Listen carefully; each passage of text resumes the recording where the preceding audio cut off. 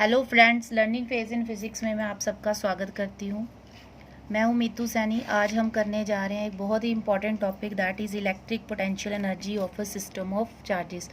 हमने आज electric potential energy निकालनी है। किन की निकालनी है? सिस्टम ऑफ चार्जेस की निकालनी है। Number of system of charges हमारे पास पड़े हैं, हमने उसकी पोटेंशियल एनर्जी निकालनी है। तो 2 चार्जेस भी हो सकते हैं, 3 चार्जेस भी हो सकते हैं, मोर देन 3 चार्जेस भी हो सकते हैं, means n number of charges भी हो सकते हैं हमारे पास। तो हम n नंबर ऑफ चार्जेस के लिए करना चाहेंगे, उसको जनरलाइज करने के लिए हम या 2 चार्जेस से स्टार्ट करें या 3 चार्जेस से स्टार्ट करें।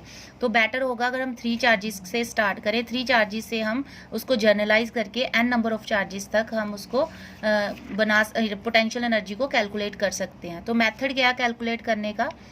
उससे पहले आपको पता होना चाहिए पोटेंशियल एनर्जी क्या है। आपको पता है कभी भी हमें एनर्जी निकालनी है, एनर्जी का मतलब होता है हमने वर्क डन निकालना है। कोई भी वर्क डन हम निकालते हैं, that work done is stored in the form of energy. Now the electric potential energy means potential energy, जो हमारा इलेक्ट्रिक पोटेंशियल होता है उसमें हम जो वर्क डन करते हैं चार्ज को मूव करने के लिए, वो जो वर्क डन है वो एनर्जी में स्टोर हो जाता है, जिसको हम बोलते हैं इलेक्ट्रिक पोटेंशियल एनर्जी। तो इसकी डेफिनेशन देखते हैं हम। Electric potential energy of a system of point charges is defined as the work required to be done to bring the charges constituent the system to their respective location from infinity.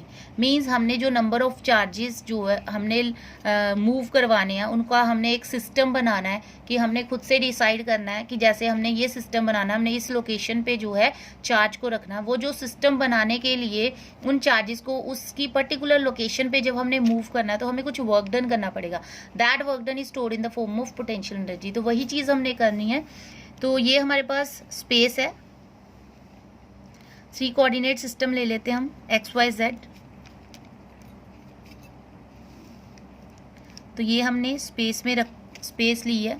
अब इस system of इस space के अंदर हमने कुछ charges को move करवाना है। हमारे पास 3 चार्जेस हैं, Q1, Q2, Q3।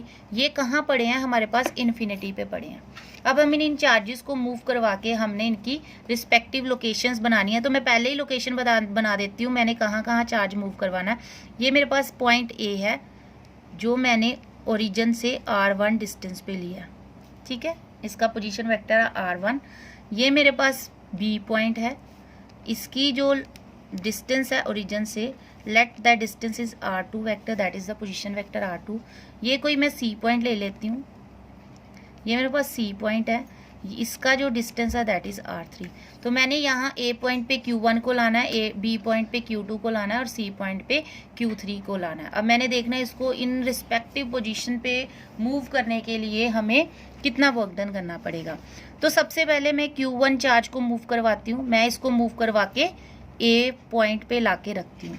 अब देखो, जब मैं Q1 चार्ज को जब मूव करवा रही हूँ तो इस स्पेस के अंदर उससे पहले कोई चार्ज नहीं पड़ा हुआ है। जब इसके अंदर कोई चार्ज नहीं है तो इसके ऊपर फोर्स ऑफ रिपल्शन लगाने वाला कोई नहीं है। जब इसके ऊपर कोई फोर्स ऑफ रिपल्शन नहीं लगाएगा तो वर्क डन, हमें वर्क करने की ज़रूरत क्या है? हम यहाँ से हल्का सा इसको पुश करेंगे, चार्ज अपने आप यहाँ आ जाएगा, और यहाँ रोकने के लिए हल्का इसको ऑपोजिट थोड़ी सी फोर्स लगाएंगे तो ये चार्ज यहाँ पे अपनी पोजीशन पे आ जाएगा। इट मीन्स यहाँ पे जब हमने Q1 चार्ज को मूव किया है तो हमें कोई भी वर्क डन नहीं करना पड़ा। जो इट मीन्स इलेक्ट कर लेते हैं W1 वर्क डन क्या है, जो हमने Q1 चार्ज को मूव करवाया उसका जो वर्क डन है दैट इज W1, और वो हमारा क्या आ जाता है? 0 आ जाता है, ठीक। तो ये आ गया फर्स्ट वर्क डन। इसको इक्वेशन नंबर हम 1 लिख लेते हैं। अब हमने Q2 को मूव करवाना और Q2 को मैंने लाके B पॉइंट पे रखना। तो जब देखो मैं Q2 को मूव करवाऊंगी, ये Q1 क्या करेगा? इसके ऊपर फोर्स ऑफ रिपल्शन लगाएगा, और किस डायरेक्शन में लगाएगा? इस डायरेक्शन में इसके ऊपर फोर्स ऑफ रिपल्शन लगाएगा। Now what is the distance between these 2 charges? AB की डिस्टेंस निकालना है हमने, तो ये आ जाएगा R2 vector minus R1 vector. कैसे आता है ये देखो, वेक्टर लॉ लगाओ, इसका एरो इधर है, इसका भी एरो इधर है, तो ये एक ऑर्डर में चल रहा है। तो R1 plus AB is equal to R2। तो AB किसके इक्वल आ जाएगा? Means R1 plus AB is equal to R2। तो AB वेक्टर किसके इक्वल आ जाएगा? R2 minus R1। तो ये इन दोनों के बीच का डिस्टेंस आ गया, ठीक है।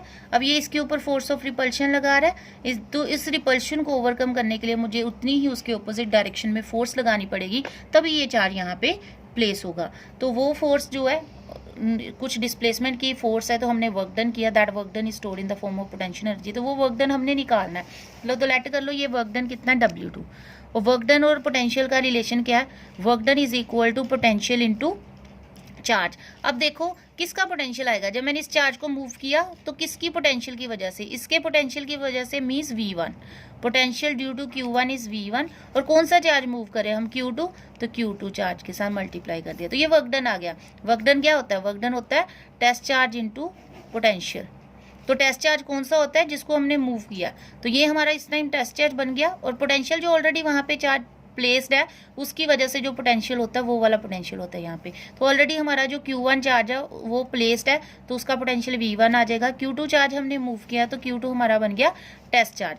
तो W2 V1 निकालना है हमने, V1 का जो formula that is 1/4 pi epsilon naught Q1 upon the distance between these two that is R2 minus R1 magnitude में, क्योंकि ये स्केलर है, साथ में क्या है Q2, ये आ गया W2। W2 is 1/4 pi epsilon naught Q1 Q2 upon R2 minus R1 magnitude, ये आ गया। अब हमने थर्ड चार्ज प्लेस करवाना, हमने Q3 को उठा के यहाँ पे रखना है C पॉइंट पे। अब जब Q3 को यहाँ पे रखेंगे तो इसके ऊपर फोर्स ऑफ रिपल्शन कौन लगा रहा है, Q1 लगा रहा है। फोर्स ऑफ रिपल्शन किस डायरेक्शन में लगा रहा है, इस डायरेक्शन में लगा रहा है, ठीक है। और Q2 भी लगा रहा है इसको फोर्स ऑफ रिपल्शन, किस डायरेक्शन में लगा रहा है, वो इस डायरेक्शन में लगा रहा है, ठीक है। अब इन दोनों के बीच में अगर डिस्टेंस निकालना है तो सेम वही वेक्टर लॉ लगाएंगे, तो ये बनेगा R3 माइनस R1 वेक्टर, और इन दोनों के बीच में डिस्टेंस निकालना तो वो बनेगा, ये हमारा डिस्टेंस था R2, ये है R3, तो ये बनेगा R3 vector minus R2 vector, ठीक। अब हमने W3 निकालना है, तो W3 अब हमारे पास जो वर्क डन करना पड़ेगा, मुझे इसके अगेंस्ट भी वर्क डन करना पड़ना, मुझे इसके अगेंस्ट भी वर्क डन करना पड़ना, क्योंकि ये भी फोर्स ऑफ रिपल्शन लगा रहा है, ये भी फोर्स ऑफ रिपल्शन लगा रहा है, तो दोनों के अगेंस्ट हमें वर्क डन करना पड़ेगा।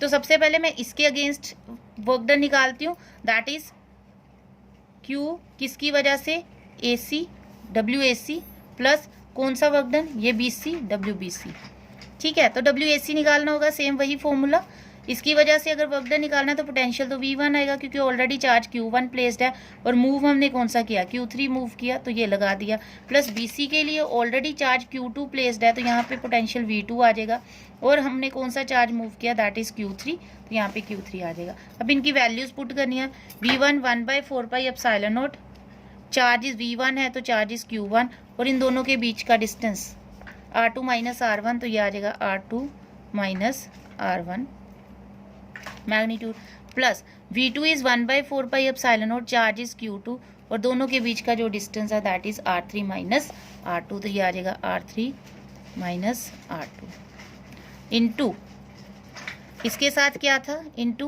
Q3, तो ये Q3 लगा दिया, इसके साथ क्या था Q3, तो ये Q3 लगा दिया, तो ये वर्क डन आ गया हमारे पास W3। This is equation number 3, जो 2 वाला है उसको इक्वेशन नंबर 2 लिख दो।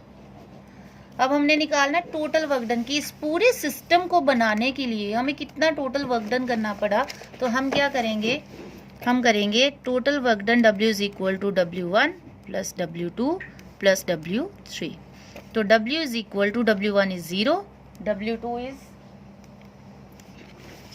W2 हमने निकाला 1/4 pi epsilon naught Q1 Q2 upon R2 minus R1, ये लिखेंगे, तो ये लिखेंगे 1/4 pi epsilon naught Q1 Q2 R2 minus R1 plus W3 हमने निकाला Q1 Q3 1/4 pi epsilon naught R2, this is R3 minus R1, मैंने यहाँ R2 लिख दिया, this is R3 minus R1, तो 1/4 pi epsilon naught Q1 Q3 R3 minus R1 plus Q2 Q3 upon 1/4 pi epsilon not भी है, K लिख दिया उसको साथ में, R3 माइनस R2 मैग्नीट्यूड। तो ये W में हम 1/4 पाई एप्सिलॉन नॉट कॉमन निकल रहा है, हम कॉमन निकाल रहे हैं, तो ये आ जाएगा हमारे पास Q1 Q2 upon R2 minus R1 plus Q1 Q3 upon R3 minus R1 plus Q2 Q3 upon R3 minus R2, ये हमारे पास आया total work done. Now this work done is stored in the form of potential energy, तो हमने इसको you के equal रख देना, तो 1/4πε0। अब इसको हम जनरलाइज फॉर्म में लिखते हैं, हम इसको समीशन फॉर्म में लिखते हैं। I is equal to 1 to 3, हमने 3 चार्जेस लिए थे तो मैंने 1 to 3 लेना है। अब हम यहाँ से हम जितने चार्जेस लेना चाहे ले सकते हैं। अभी हमने 3 लिए हैं तो मैं 3 के लिए करूँगी, फिर मैं n के लिए बताऊँगी कैसे करना है। अब देखो अगर मैं एक यहाँ पे हमारे पास Q1 Q2 Q1 Q3 Q2 Q3 means 2 variables हैं, तो मैं एक के साथ नहीं लगा सकती, इसको मुझे 2 वेरिएबल्स लेने पड़ेंगे। तो I is equal to 1, J is equal to 1। और एक चीज़ और क्या ध्यान में रखनी है कि दोनों कभी भी इक्वल नहीं है। Q1 Q1 नहीं है, Q1 Q2 है, या Q1 Q3 है, या Q2 Q3 है। Q1 Q1 नहीं है, Q2 Q2 भी नहीं है, Q3 Q3 नहीं है। मीन्स जब I 1 है J 1 नहीं है, it means I is not equal to J। हमने I को J की इक्वल नहीं लेना, तो ये आ जाएगा QI QJ upon RJ minus RI magnitude. तो ये हमने जर्नलाइज्ड फॉर्म बना लिया।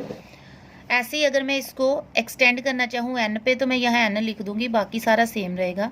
अब देखो इसको समीशन बनाने के लिए हमें एक चीज़ ऐड करनी पड़ेगी, वो मैं बाद में बताती हूँ ऐड क्या करना पड़ना है। पहले ये देखते हैं, अगर मैं इस समीशन को खोल लूँ तो क्या टर्म्स आती है मेरे पास, क्या यही चीज़ जो ऊपर बनी है यही आएगी या कुछ और आता है। तो देखो पोटेंशियल एनर्जी इज 1/4πε0। अब हम समीशन को खोलते हैं। समीशन को खोलने का मतलब पहले हमने पुट करना I is equal to 1, J को हमने पुट करना है 2 और 3। हमने 1 पुट नहीं करना क्योंकि मैंने लिखा I is not equal to J, हमने J को 1 नहीं पुट करना।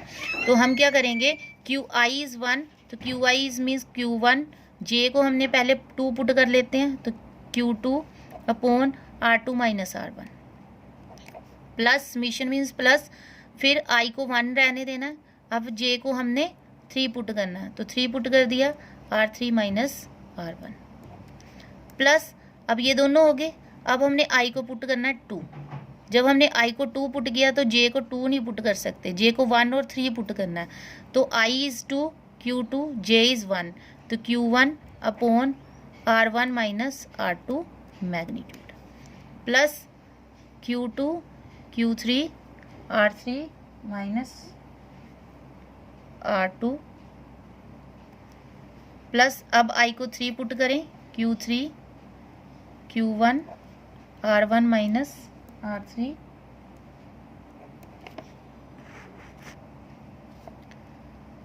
Plus Q3 Q2 R2 minus R3 magnitude. ये हमने खोल दिया समीशन। अब देखो अगर हम ऊपर देखें, जब हमने समीशन नहीं लगाया था हमारे पास 3 टर्म्स थी, लेकिन अब जब हमने खोला तो हमारे पास टोटल 6 टर्म्स है। इसका मतलब हमारे पास एक्स्ट्रा टर्म्स आ रही हैं। अब हमने चेक करना, हमें हमारे पास एक्स्ट्रा टर्म्स कौन सी है पहले चेक कर लेते हैं। Q1 Q2 Q2 Q1 R2 minus R1 R1 minus R2, और ये मैग्नीट्यूड में है। R1 माइनस R2 लिखो चाहे R2 माइनस R1 लिखो, एक ही बात है, मैग्नीट्यूड में है, क्योंकि नेगेटिव अगर कॉमन निकाल के फिर वो पॉजिटिव बन जाना। इट मीन्स ये दोनों टर्म सेम है, तो ये हमारे पास बन जाएगा 1/4πε0। ये 2 times Q1 Q2 upon R2 minus R1 बन जाएगा, plus Q1 Q3 Q3 Q1 R1 R3 R3 R1, तो ये भी दोनों टर्म सेम है, तो ये आ जाएगा Q3 Q1 upon R3 R1 magnitude plus, ये भी 2 टाइम्स आ जाएगा, प्लस Q2 Q1 ये हो गया, Q2 Q3 Q3 Q2, ये भी टर्म सेम है, ये भी 2 टाइम्स हो जाएगा, R2 R3 minus R2 magnitude. तो देखो 2 टाइम्स आ रही हर term, Q1 Q2 Q1 Q2 Q1 Q3 Q1 Q3 Q2 Q3 Q2 Q3, तो हर टर्म्स हमारी 2 टाइम्स आ रही है। इसका मतलब मैं इसको अगर 1/4πε0 कर दूं तो ये 2 और ये 2 कैंसिल हो जाएगा, फिर हमारी सेम टर्म आ जाएगी। ठीक है, तो फिर हम लिख सकते हैं summation I is equal to 1 to n, J is equal to 1 to n, I is not equal to J, QI QJ upon RJ minus RI magnitude. तो ये हमारी जो है पोटेंशियल एनर्जी आ गई है। इसका मतलब हमें जब हमने जर्नलाइज किया, जब हमने समीशन फॉर्म में लिखा, तो 1/2 का फैक्टर हमें इंट्रोड्यूस करना पड़ता है, ताकि जो इसको जब हम खोलेंगे जो हर टर्म 2 बार आ रही है उसको हम एलिमिनेट कर सके और जो ओरिजिनल आंसर है उसी को हम ला सकें, इसलिए 1/2 का जो फैक्टर है इसमें इंट्रोड्यूस होता है। तो this is the potential energy due to a system of charges.